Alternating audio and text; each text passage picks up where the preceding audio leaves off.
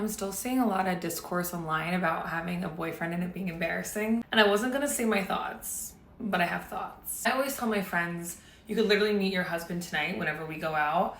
Not that your world centers around men, because hyperfixating on that is obviously a bad idea, but I do think that you should put yourself into a welcoming headspace. So back to the Vogue article. Dating a loser will always be embarrassing, but I think if you say as a whole, like having a boyfriend in general is embarrassing, you're setting yourself up for failure. It's like the same thing with saying I'm never gonna get married, unless like you truly mean that and don't want that, which obviously is totally fine. My argument is that sometimes people say that not because they don't want it, but just because they're afraid deep down that they're never gonna have that. It's like when people say, I'm gonna fail this test before they've even taken it, just out of fear of the disappointment of actually failing. So they'd rather just set themselves up for disappointment prior. But you are playing a very tricky game of manifestation, especially if you talk to yourself this way about a lot of things. There was even this quote in the article that said, even though I'm a romantic, I still feel like men will embarrass you even 12 years in, so claiming them feels lame. If you keep telling yourself that, I promise you, your brain will subconsciously attract men that will embarrass you. If you do want to meet like a healthy, great, not embarrassing partner,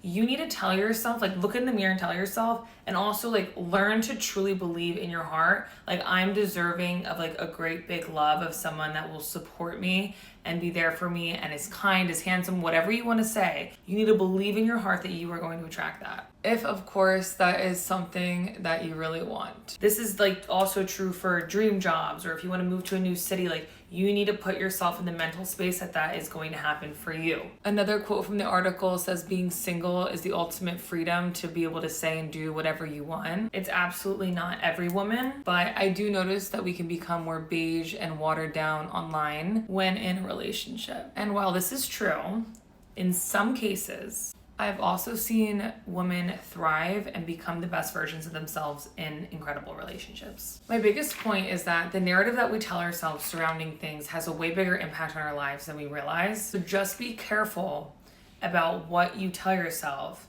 especially if you don't really mean it for your entire life. Don't talk badly about things that deep down you really want, and imagine the things that you want in your life going in a very positive way and set your expectations high.